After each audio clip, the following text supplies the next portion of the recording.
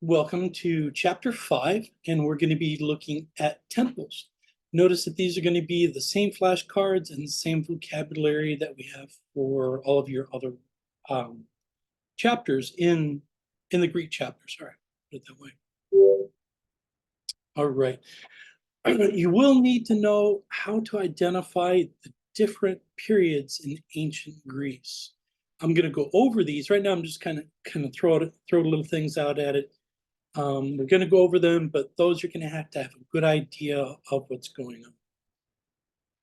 All right.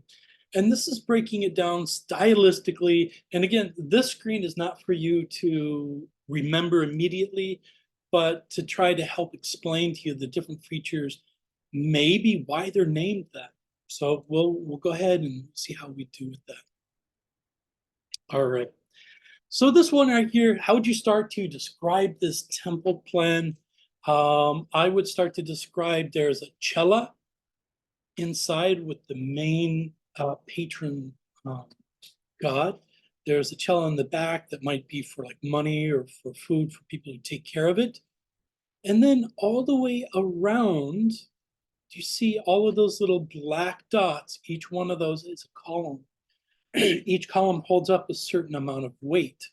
So that must mean that the ceiling's pretty heavy, being made out of marble. The whole building made out of marble.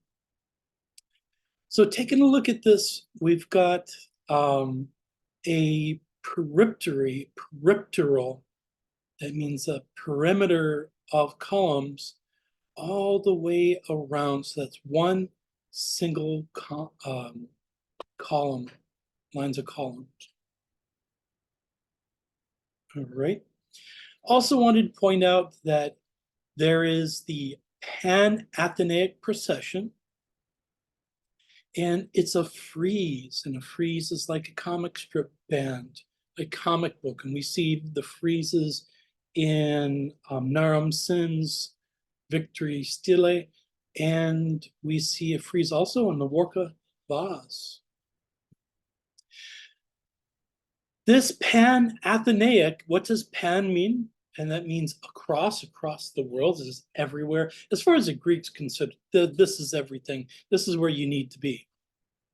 And then Athenaic, which is Athens, so Pan-Athenaic procession. So this is a big parade and big sports games. Sounds to me kind of like the Olympics. This is where it started.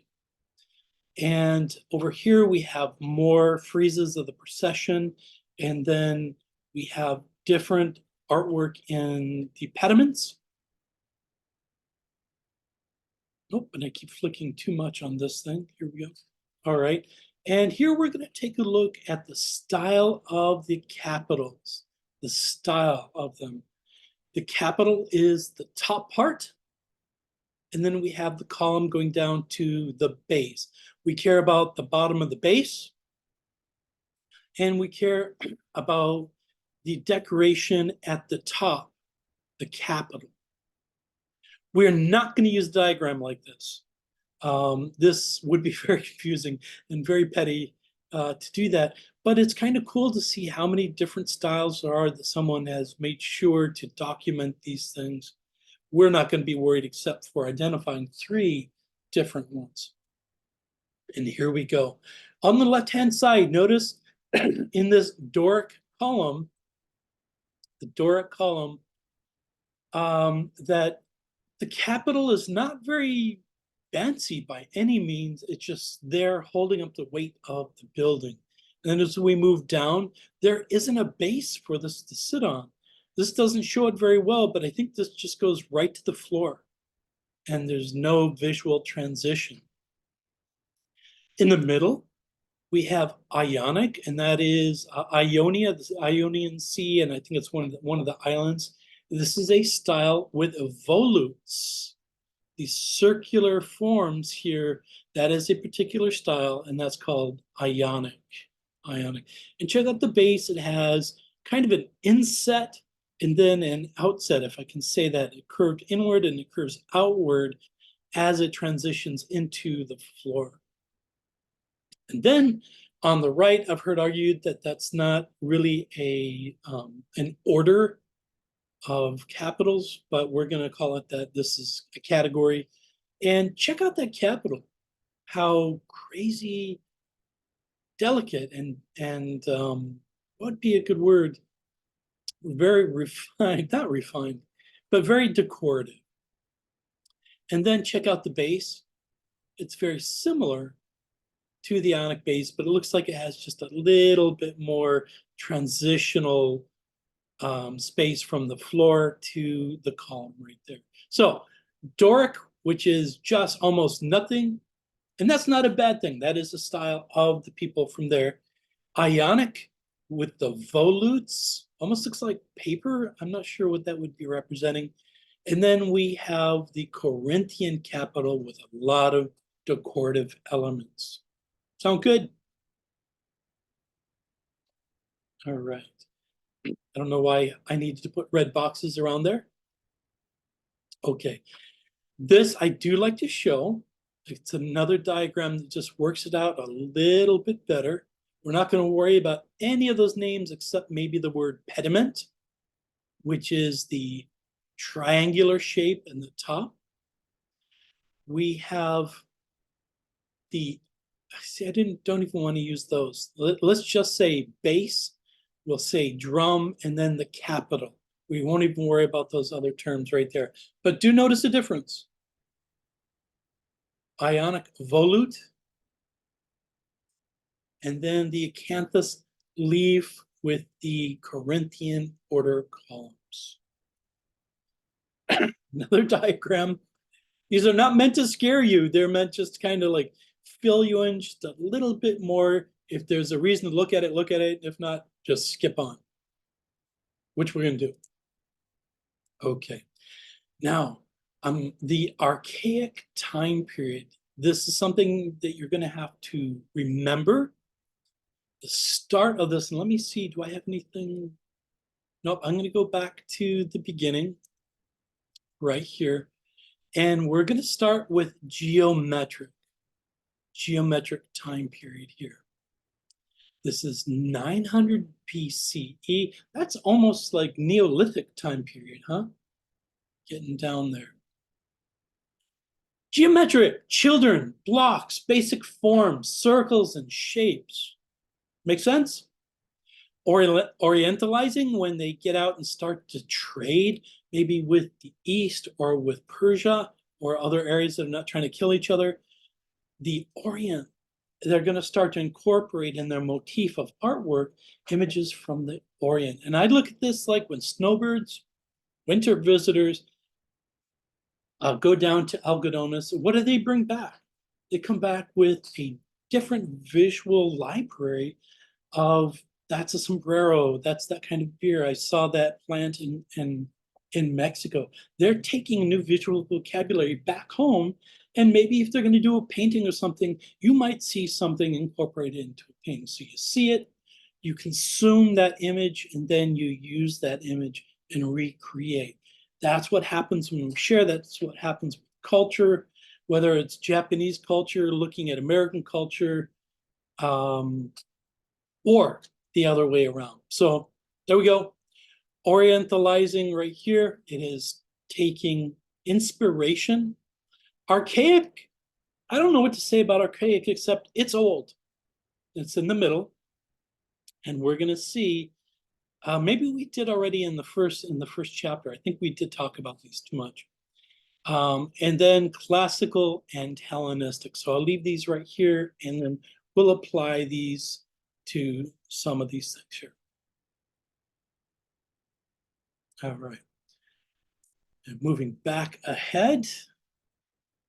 There we go. And this is my little diagram. It's the same.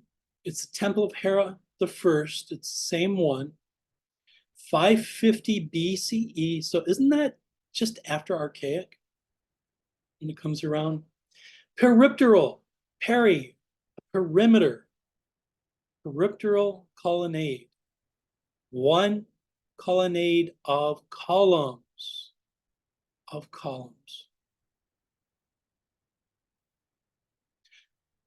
How many rows of columns around this perimeter? There are two. So this wouldn't be peripteral. This would be how would you refer to two? Is bi or di? Dipteral. As we move ahead now, there are two rows of columns. Why so many columns? Because the whole damn building is made out of marble, and somehow you have to distribute the weight.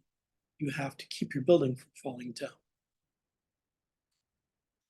This is a room, a cella, and in the back is another cella. Here, there probably would be the main god, the statue of the main god. In the back might be where food and riches and maybe where the people taking care of the temple might be living there. And the entrance is the pronaos. We won't worry about that. And there's Temple of Hera 1. We take a look at those pancake style capitals. It's very Doric, but it looks like Doric to the extreme. Temple of Artemis, 600 BCE. And these figures look a little rudimentary, don't they? They look kind of crude. They're not very well done. They're not showing the anatomy of the bodies very much. And then the lions go from a frontal relief to almost a bas relief of the rest of the body. And what order of columns in this, I ask? Very simple, very austere Doric columns, because they don't even go, they go straight to the floor instead of having any decoration. And I like showing this because we realize how much masonry and how much columns, how well this was put together to hold up to itself. That's a lot of stone. And just, we've seen that pretty much, peripteral colonnade. All right. Which piece have we suffered? Yeah, we're suffering. Which have we already studied? And right down here, this is the Temple of Apphia. This is on the west side. And what do we have on the east side? We also have a dying warrior, but it is more of a classical style where this archaic smile is very archaic. And there we go. 460.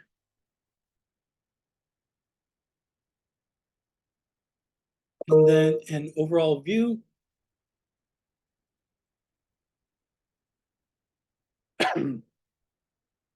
And up here at the top, the Acropolis, and I do the little thing with the graphics here. Sky, it's a city in the sky. This was rebuilt in 437 BCE. I used the date 480. It's not 100% accurate to do that, but if I can remember, that's the start of classical, that's the start of the rebuild of the Acropolis, that number really sticks for me and I can use that. If you're doing any serious research, of course, you need your dates, the actual dates, not your grouping dates like what I'm doing right now. And I like the model because it doesn't have all the clutter that's in it. And we notice there that's the Acropolis, we have the Erechtheion and some other buildings happening here. 480 BCE is the expulsion of the Persians from Athens. They finally got themselves together militarily, the ancient Greeks, to drive out the Persians, and that's what they've done. With this newfound freedom and a good feeling, a good sense about oneself as artwork takes on a new step. And that's kind of almost every time something changes, there's a fad that changes with it. Those bell-bottom jeans, that fad's got to go away. All right. This is the Parthenon from outside in the rubble. 480 BC is the expulsion. And then Pericles is the politician responsible for rebuilding this for the glory of Athens. We'll talk more about that. All right. Peripteral, we have Panathenaic friezes. I think we're good looking at that. And 447 is the date, but I'm going to use 480 as my go-to date for this. All right. What event started the classical period? And that would be the expulsion of the Persians out of Athens. What politician is responsible for rebuilding the Parthenon? And that would be Pericles. By the way, check it out. He's got the very typical Greek beard that we're going to see in Rome. And I did say that correctly. He's wearing a military helmet. There's probably two reasons for that. One is his head is actually misshapen. And the other one is if he can associate himself with the military, he has more people backing him up. So two things. One, his head's misshapen, and the other, it makes him look like he's a pal to the military. Before the expulsion of the Persians, there was an organization that got together for the mutual protection against the Persians. So the Persians really caused a unification of these independent Greek city-states. Athens is one independent city-state, Sparta is another one. So they're not all one. In fact, they've been to war plenty enough. So there was something called the Delian Treasury and the Delian League, and this is where they would keep all of the money for the use of everyone to protect themselves. What did Pericles do, as a politician might do? He somehow got him to commit that money to him and the rebuilding of the Acropolis. Me, that's a big politician move. That's unethical. What do you guys think? I think it's kind of wrong, even though it resulted in such a beautiful building. Let's see, what else I have to go in here? Yep. Okay, and we just cut that. Inside the Acropolis is the patron god or goddess. In this case, this is Athena, Nike. This is Athena of Parthenos. It's gold, it's huge. And then I'm not even sure what god or goddess that is right there. People would have to protect this because gold all along the way was extremely valuable as it is now. And these are some of the friezes, some of the registers, bands on the Panathenaic procession. Take a look. It looks like this is a parade. This is a parade. Every 4 years, we have a big festivity with the Olympics and parades and pageantry and all that. So here we are. I think people are hanging out before they go. And then these people over here on the left look like chismosos. They're talking about the other people. They're not wearing anything, so they can't be talking about the clothing. And I'm just curious what else they might be talking about. All right. This is on the Acropolis. This is a building called the Erechtheion. And check it out. Instead of normal columns, they have female figures acting as a supporting column. And that is called a caryatid. Caryatid. And they may even have contrapposto stances. Won't worry about that diagram. It's the Erechtheion. There we go. So in the Parthenon, I have to be very careful with that term. I get myself confused. There are supposedly no straight lines. Why? Have you ever looked up at a building and what's closest to you is widest and biggest, and as you move up, it gets smaller and smaller and smaller as it goes up? This is to counteract that effect. So it looks perfect. It doesn't need to be perfect, but it needs to look perfect. And that's what they were after in doing that. This is a little mini lecture I did for a group of high school students, and I thought it was a good project, and including the results of that here, geometry and art and architecture, because a lot So, well, architecture, definitely geometry, and even the body, the breakdown of the body and the arm to the hands. We'll see that in a moment. We're going to be dealing with proportion and ratio. And this is me trying to figure out that math formula. I don't know what I don't know any more about quadratic equations. And then this right here, this is certainly not actually meant to be read. This is just exaggerating, being dramatic about how much information there is if you were actually to be studying the golden ratio. And that's my response when I see that much data.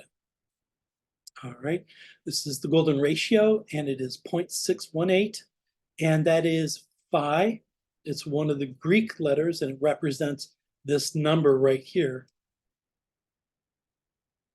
And here we go, breaking down from the elbow to the next spot. And this is kind of breaking down in that golden ratio. This is the Fibonacci spiral. And we take a shape and then we cut it down according to phi again and again and again until we have infinite combinations and Fibonacci spirals as we go down. In nature, a nautilus shell, and I think it's also got to do with prime numbers. In nature. All right, and taking a look now, we're back down to Athens. We're looking at all this area. We can see now how easy it is to trade. I mean, it's just, even though it's a small sea, well, it's not, I can't say it's a small sea.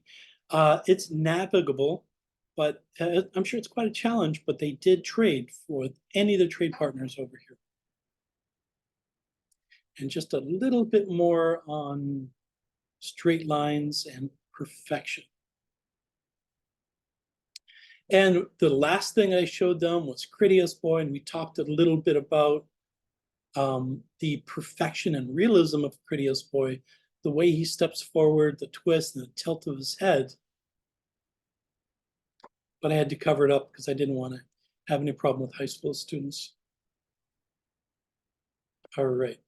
Thank you, and I'll see you in the next chapter.